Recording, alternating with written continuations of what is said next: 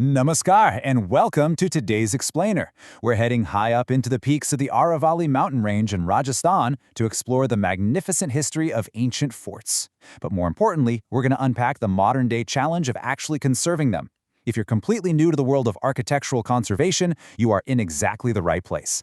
We're going to break down this whole journey from ancient grandeur to modern preservation in a way that makes these concepts super easy to grasp for beginners.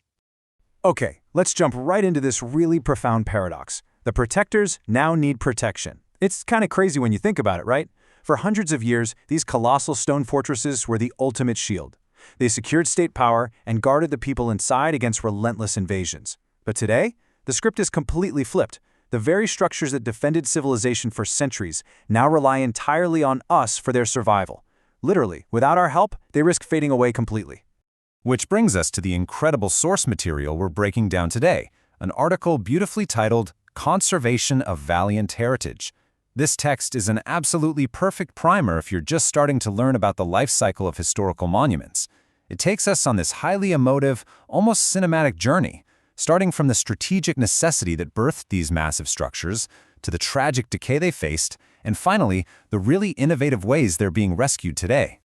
So, let's start right at the beginning with Section 1, Origin and Grandeur. How did these incredible structures even come to be? Mapping out the evolution of these forts step by step gives us a really solid foundational blueprint, which is incredibly helpful if you're a beginner trying to understand urban historical development. Initially, it was all about state power and strategic necessity.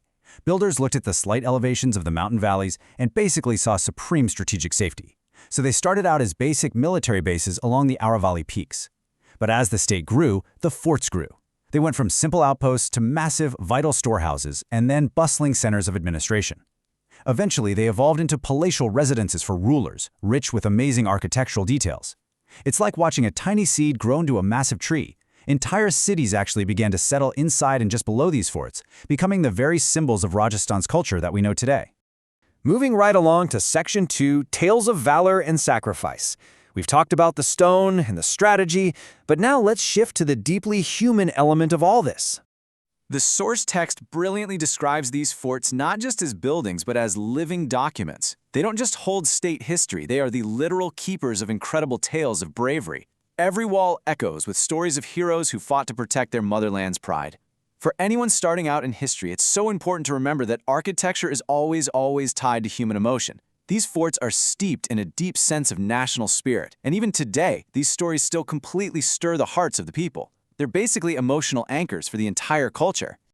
But, history's rarely just a story of unbroken triumph. And that brings us to Section 3, the blow of time and ruins. Engulfed by the darkness of time. It's a pretty somber thought, isn't it? The text points out that the relentless blows of time have brought these once mighty symbols of state power to a truly dilapidated state.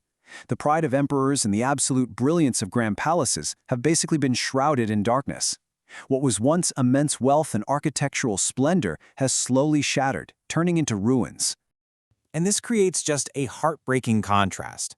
Back in the day, these forts were the ultimate providers of protection. I mean, they were the absolute backbone of state power and the guardians of entire kingdoms. But today, they're neglected ruins. For years, they've had to rely on others just to survive. The text highlights this really sad reality. For the longest time, these magnificent structures were just ignored, reduced to mere curiosities for passing tourists, rather than the respected symbols of a glorious past they really are. However, the wheel of time is finally turning back in their favor. Let's look at Section 4, New Life Through Heritage Hotels. Building a highly effective modern solution requires a sustainable approach, and if you're new to conservation economics, breaking this down step by step is super helpful. Step 1. Over the last few years, there's been a massive shift to convert these decaying ruins into heritage hotels. Step 2. By doing this, they're merging the new into the old. They're outfitting historical architecture with modern amenities, essentially giving history a brand new texture and bringing it back to life. Step 3. This isn't just about making things look pretty, it's incredibly smart economics. These hotels now generate massive state income and provide vital local employment. And finally, Step 4. Because they are economically viable, their long-term conservation is actually sustainable. The money they make pays for the upkeep they desperately need. It's a brilliant, practical way to save the past by making it work for the future. Which brings us to our final, And, honestly, perhaps the most important segment. Section 5, our cultural duty. While modernizing these spaces into hotels is a fantastic economic fix, the source text leaves us with a really stern reminder. We absolutely must keep the original form intact. These forts hold thousands of years of our civilization within their walls.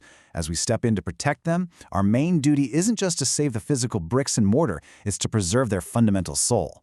We have to make sure that the modernization required for tourism doesn't just erase the historical integrity that makes these forts so special in the first place. We've got to generate a deep sense of cultural consciousness in the public mind. So, as we wrap up this explainer, I really want to leave you with a question to chew on. How will you contribute to keeping our cultural consciousness alive? Understanding the value of these monuments is the crucial first step for any beginner. The protectors of the past now completely rely on us. I hope this structured look at Rajasthan's Valiant heritage has sparked your curiosity and made the core concepts of conservation crystal clear. Thank you so much for hanging out with me today. Keep learning, keep exploring, and I'll catch